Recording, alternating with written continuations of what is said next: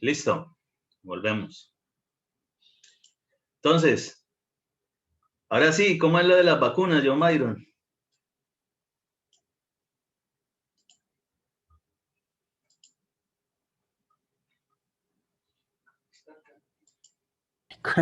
Las vacunas, Sí. pues sabemos que ya, digamos que los grupos armados al margen de la ley o como se los conocen coloquialmente como guerrillas, la extorsión pues ha sido una forma de subsistencia de ellos, ¿no? Ujú. Entonces, digamos que cuando ellos quieren, paran a quien quieren y les cobran digamos que un dinero por dejarlos pasar. Y eso periódicamente se convierte como en una vacuna, porque igual, digamos que hay vías que están más controladas por ellos que por el mismo Estado y no se tiene más opción que pasar por ahí y pagar con dicho impuesto agregado. Ok, ok. Sí, en Colombia precisamente el detalle de los grupos al margen de la ley, del sector que sea, del color que sea, todos son malos, efectivamente pueden afectar el proyecto, ya sea porque ataquen directamente a los del proyecto, que no quieran que se genere la inversión de ese proyecto o que se quieran lucrar, es decir, ganar, sacar una ganancia, porque va a haber una inversión en esa zona, en ese proyecto. ¿Sí? Adicional de eso, efectivamente, de pronto incluso no tocan el proyecto directamente, sino que son de los que generan algún tipo de paro, algún bloqueo en las zonas de acceso al proyecto. Y pues los materiales, sea como sea, por alguna vía de acceso tendrán que llegar. Los mismos trabajadores, la misma maquinaria. Entonces, sí, efectivamente, eso puede afectar el, el proyecto. Para el caso, si siendo así, digamos, pues sí, uno tiene que saber efectivamente dónde va a ejecutar esa obra civil, en qué parte del país. Eso hace parte de los análisis que siempre hay que hacer. Uno es el análisis estratégico, análisis geométrico, ¿sí? Por ahí hay otro análisis. Y dentro de ese, precisamente nosotros debemos saber dónde es para saber de pronto qué condiciones nos vamos a encontrar allí, ¿sí? Y pues entonces, dependiendo de eso, tendremos que corresponder a algún imprevisto más alto, ¿sí? De lo normal, como para que no vayamos a tener problemas con eso. Entonces, también hay que saber dónde, del territorio, dónde eso va a ser nuestra obra. Entonces, por ejemplo, ahí vemos ese mapita. Hay algunos están digamos, en color azul, ¿sí? Supongamos que los de color azul son lo que aquí se conoce o se denomina como zonas rojas, es decir, zonas donde proliferan esos grupos al margen de la ley y son complicados. Y el color naranja, pues es exactamente lo mismo, pero en color naranja, porque absolutamente en todo nuestro territorio, lastimosamente, tenemos o adolecemos de esos problemas. Entonces, Sí, sí, sí, porque ahí está Norte de Santander y Norte de Santander es una de las zonas más fuertes ahí claro en que ese sí, sentido. claro que sí.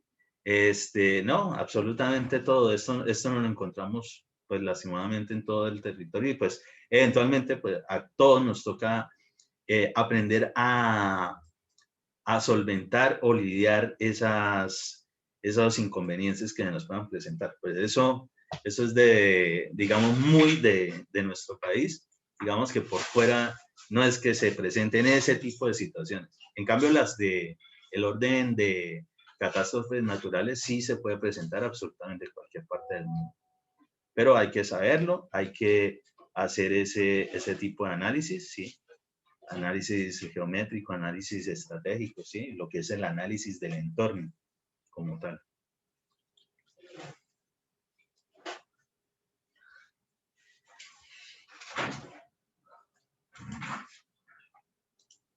Por lo que menos creo que un imprevisto podría ser las excavaciones, porque a veces nosotros, digamos, a veces es muy difícil calcular, digamos, podemos saber la cantidad el volumen de tierra que vamos a excavar, ¿cierto? Pero a veces no sabemos es la dificultad con la cual vamos a excavar ese terreno. Puede ser un terreno bastante rocoso que dificulte la excavación y inclusive pueda tener daños en la maquinaria. Entonces, creo que ahí en esa parte podría aparecer mucho imprevisto en la cuestión de mano de obra A y ver, excavación. digamos que un imprevisto sí, puede ser un imprevisto.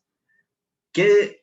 Pero vamos a analizar específicamente ese caso. Primero, nosotros siempre nos vamos a referir al terreno como el suelo, ¿sí? El suelo. Entonces, que si empezamos a excavar el suelo, nos resultan rocas que no teníamos pensado y de pronto se había presupuestado con mera mano de obra y aquí ya o toca con maquinaria pesada o incluso con materiales ¿de qué? Para generar demoliciones, perfectamente. ¿Qué pasa? Habría dos detalles ahí. Si nosotros somos los contratistas e incluía, por ejemplo, la parte de diseños, es culpa de nosotros y por tanto no sería un imprevisto. ¿Por qué? Porque obligatoriamente se supone que siempre para todo proyecto debemos tener nuestro básico estudio geotécnico, estudio de suelos. Y eso, pues es de lo que mínimo nos tiene que advertir el estudio de suelos. Entonces, eso sería una cuestión ahí. Si es de nosotros, listo, ya es culpa de nosotros. Nos toca asumir la pérdida. Sí fue un imprevisto porque, ay, no, hagámosle, pero por folclóricos, por ser irresponsables. La otra es que de pronto es un proyecto del gobierno, del Estado, ¿sí? Una contratación estatal y la misma entidad contratante se encargó de generar los estudios y diseños. La mayoría de veces es así. Y ellos hablaron o cuando sacaron la licitación y uno confiado, uno de buena fe, pues según la información que ellos nos suministraban, pues cotizamos y nos lo ganamos. Y venía de pronto eso, de que era con mano de obra. Y resulta que cuando aparece eso, sí es un imprevisto. Y ojo, no fue culpa de nosotros, pero esa culpa la tiene que asumir ahora la entidad contratante. En ese caso, en el anterior caso, nos toca obligados a nosotros, ¿sí? Que sí afecta a la obra, sí, pero eso sí hacía parte directamente del proyecto, ya sea en su etapa precontractual o directamente la ejecución, ¿sí? Entonces, en cualquiera de los dos casos, va a generar problemas, se presentó, es una sorpresa, pero no es un imprevisto real. O sea, no es algo que nosotros podamos, digamos, contabilizar en el presupuesto como un imprevisto. Pero sí, en el segundo caso, que fuese la entidad contratante la que no advirtió o no generó el estudio geotécnico como era, o el diseñador geotécnico no lo hizo correctamente, pues habrá alguien que tendrá que responder por esta obra adicional que se nos va a presentar o que va a afectar el presupuesto del proyecto o incluso la ejecución del mismo, precisamente por no hacer su buen trabajo. Entonces eso también hay que tenerlo claro, ¿no?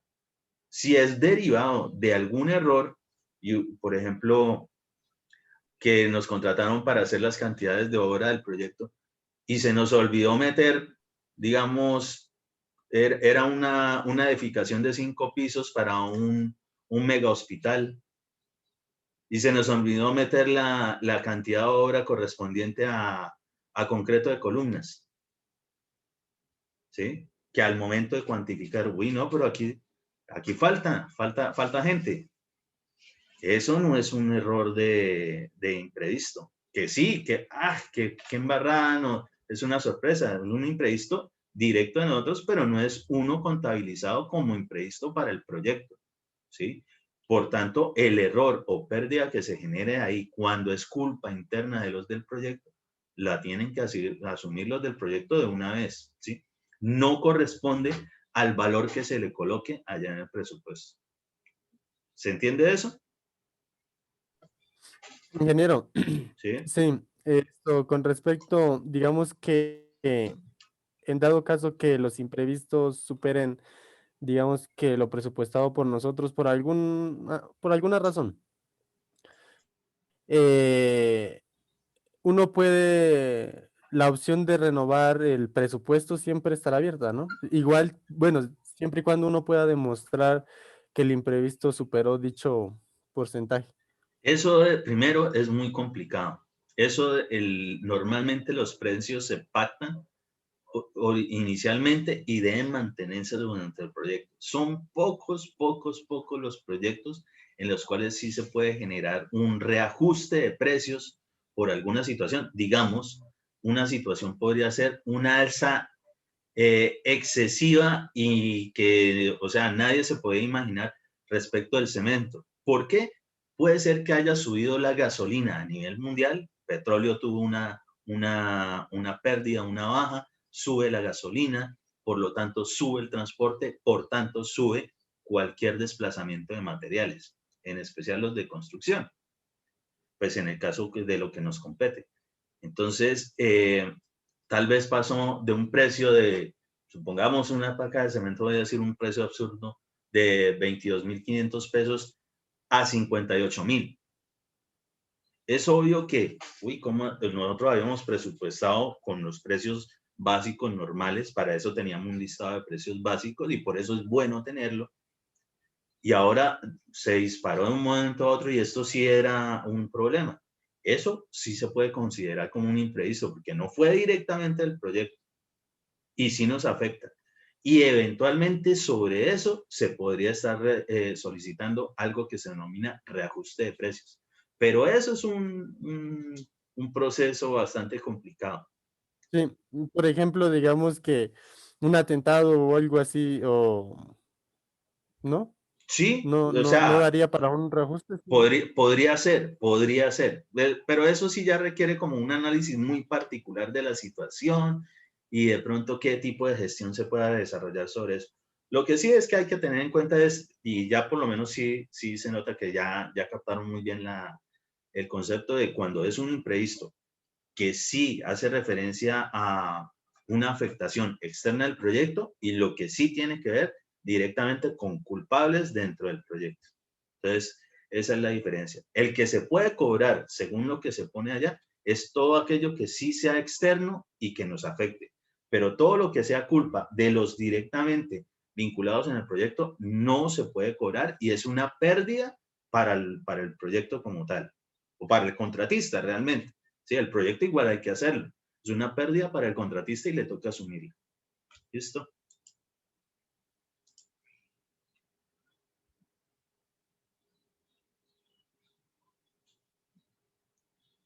Muy bien. Respecto a ese valor unitario, entonces se puede entender como un pequeño presupuesto, pero específico para cada una de las actividades que se describen en el presupuesto general del proyecto. La actividad se compone de una o varias tareas. Y aquí es donde está la cuestión. Si ustedes lograban identificar el capítulo y sus actividades, la actividad como tal, uno no dice, digamos, columnas en concreto, metros lineales, háganse.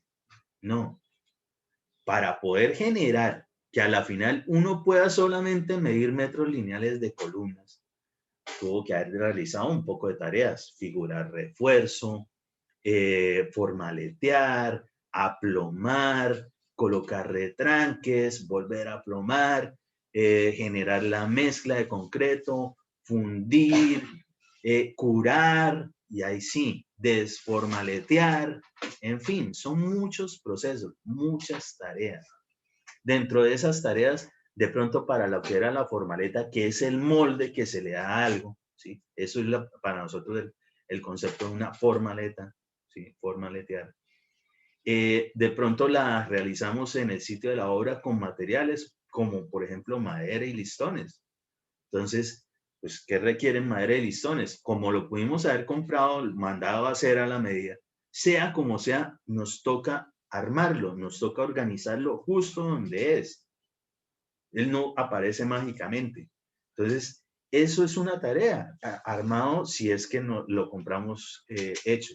Si los fabricamos in situ, es decir, tenemos tablas, tenemos listones, pues tendremos que tener herramienta tipo serrucho, cortadoras, etcétera, puntillas, clavos, pegantes, lo que sea que utilicen para poder generar ese tipo. Entonces, todo eso, uno en el presupuesto como tal no lo ve. En ningún lado sale formaleteado de no sé qué.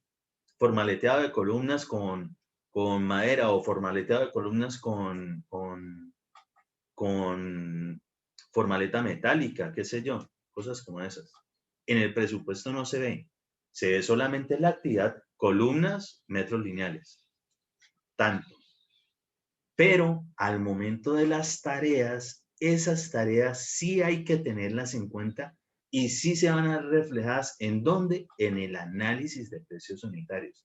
Entonces, por eso, dentro de ese pequeño presupuesto específico del valor para esa actividad, para la actividad que sea, va a ir materiales, mano de obra, equipos, herramienta menor, ¿sí? Pueden discriminar el transporte, es decir, puede haber un ítem específico que se denomina transporte. Personalmente no soy no me agrada así. Normalmente los precios que uno consigue de cualquier insumo, equipo y demás vienen incluidos con el transporte. Entonces es más fácil tenerlo allí. Adicional de eso, respecto de la mano de obra, hay que vincular lo que se conoce como el porcentaje de prestaciones, ¿sí? De prestaciones sociales. Entonces, es una afectación que va a tener donde vamos a decir que el precio que se coloca allí, ¿sí? Es como un valor unitario el desarrollo de la labor del trabajador, es decir, normalmente la unidad es hora hombre o día hombre. Entonces, ¿cuánto cuesta ese día hombre o cuánto cuesta esa hora hombre? Y se calculan las horas más o menos de cuánto es lo que dura para generar una unidad. Entonces, listo, el precio es tanto. Ah, bueno, pero el precio no es solamente el salario que nosotros pagamos. Nosotros también vamos a tener que pagar seguridad social, prestaciones sociales para fiscales respecto de eso. Entonces, esa afectación, ese porcentaje de eso, va a ir incluido en ese valor. Entonces, cosa tal de que al final vamos a poder sumar directamente eso. Entonces, todo eso hay que tenerlo en cuenta y los vamos a saber desarrollar si nosotros nos imaginamos o nos proyectamos bien cuáles son las tareas que vamos a tener que ejecutar allí. Por ejemplo, para columnas, normalmente siempre habrá dentro de lo que son los equipos, ¿sí? Las formaletas, porque una columna no se empieza a fundir y queda una vez con... Toca generar el moldecito. Entonces, eso hay que tenerlo en cuenta. Entonces, allí obligatoriamente tendrá que ver eso. Depende de la situación de la obra. Bueno, pues requerimos también de otros equipos. ¿Cómo qué? Como andamios, ¿sí? Los andamios para nosotros son equipos. Entonces, según sabiendo qué es todo lo que hay que desarrollar, uno se lo imagina, ¿sí? Prácticamente lo desarrolla virtualmente. Pues con eso uno saca un muy buen análisis de precios unitarios. Y así está más ajustado a la realidad, ¿sí? No genera pérdidas. Entonces, se compone de una o varias tareas, las actividades, y se deben tener en cuenta los insumos o materiales, los trabajadores que intervienen, la herramienta que utilizan, los equipos necesarios para desarrollarlos, y todo ello tiene costos. De cuantificarlos por el unitario de la unidad de medida y pago. Es decir, eso que acabo de nombrarles es lo que va en un análisis de precios unitarios básico para cualquier actividad, ¿sí? Para poder generar una unidad de qué, si es unidad, si es metro cuadrado, si es metro cúbico, si es global, de lo que sea, ¿sí? Si es punto, si es, en fin, según la unidad de medida y pago de la actividad, es decir, lo que sí se va a observar dentro de la estructura del presupuesto, es decir, esto que tenemos por aquí. ¿sí? Tiene correspondencia. Y para poder elaborar ese presupuesto de construcción, hacemos esos 3 análisis importantísimos. Análisis geométrico, el estratégico y el del entorno. Ojo, el análisis geométrico, cálculo de cantidades de obra, y el APU, el análisis de precios unitarios. Es decir, el geométrico es la parte más sencilla, porque son numeritos y no son complicaciones raras, como les digo, para generar normalmente las cantidades de obra o extraerlas de la información de los planos. El análisis estratégico, la forma de acometer la obra, es decir, cómo la vamos a desarrollar, que si para ciertas actividades no, allá definitivamente requerimos de unos equipos adicionales, por ejemplo, una pluma, una torre de grúa, un bocat, un cargador, una retroexcavadora, una motoniveladora, una pajarita, un vidrocompactador manual rana o un vidrocompactador de cilindro, de llantas, etcétera, ¿sí? Saber cómo vamos a ejecutar eso genera la logística de todo lo que vamos a tener que requerir para ello, ¿sí? Eso es una forma, un nuevo proceso constructivo, un nuevo producto, ¿sí? En fin. Y el análisis del entorno, las tarifas, impuestos locales. Y ojo, no estoy hablando de que los impuestos locales es la cuestión de la vacuna, sino específicamente los impuestos legales que hay que pagar. Lo otro es algo fuera de la ley. Y ojo, cada vez que estén en una situación de esas y si por alguna razón llegasen a generar algún tipo de transacción con esos grupos al margen de la ley, ustedes hacen parte de los delincuentes, ¿sí? Eso es castigado ante la ley. Entonces es un delito, ¿sí? Entonces eso, pues definitivamente se supone que para eso el Estado tiene algunas entidades, ¿sí?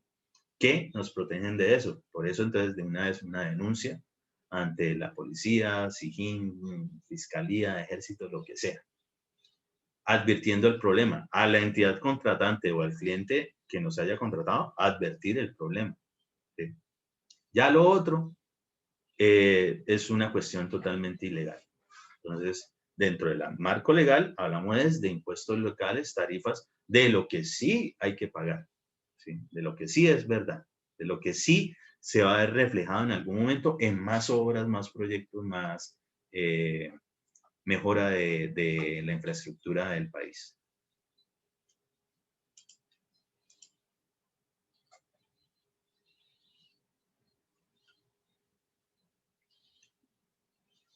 Resumen general, los capítulos nunca tienen unidad de medida y pago, sí, perfecto. No tienen, por tanto, tampoco cantidad.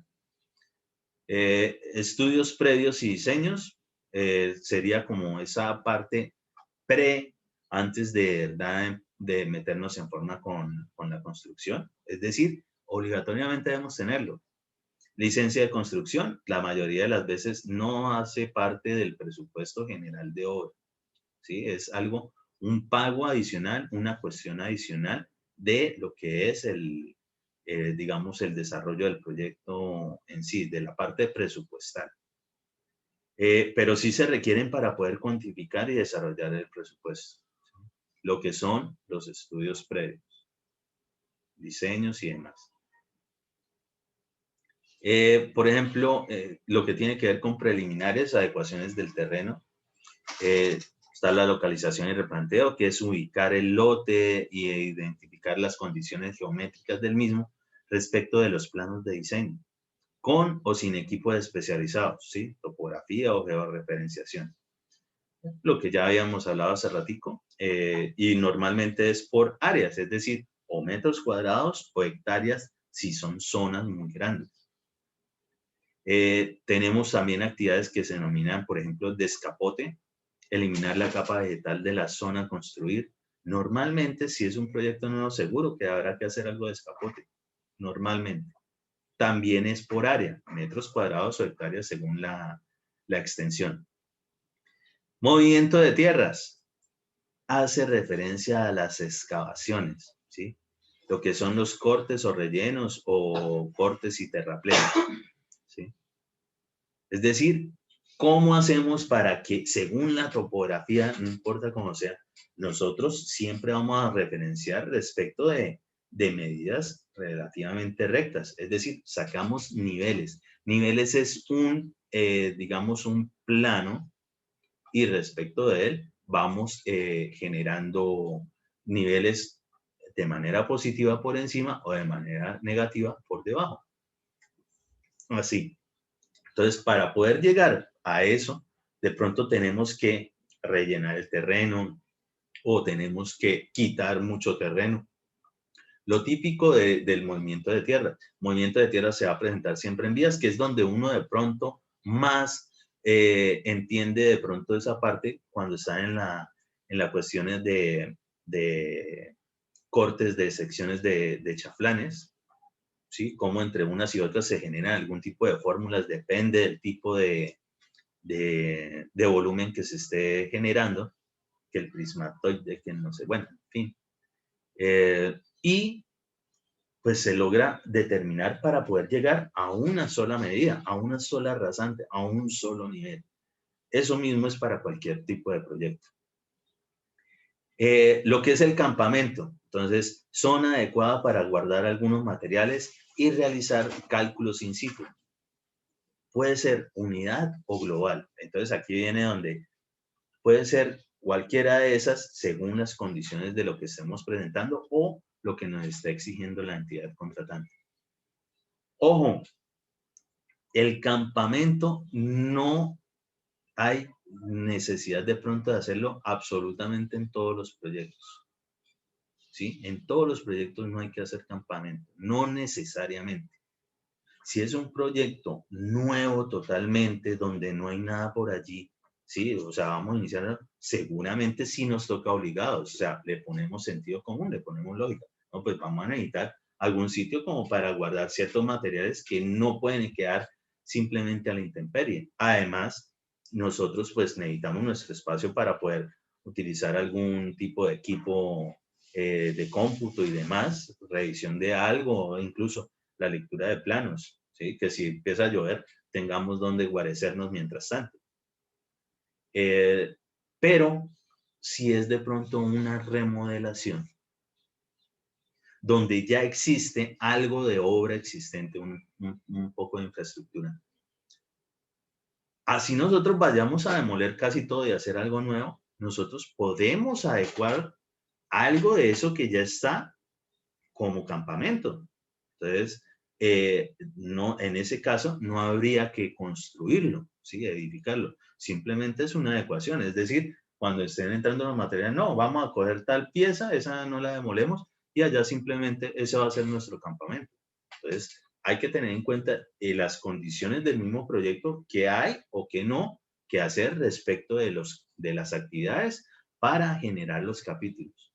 Casi siempre le montan la cuestión de campamento, no todas las veces. Y ojo, los campamentos tampoco todas las veces son del mismo tipo, la misma tipología.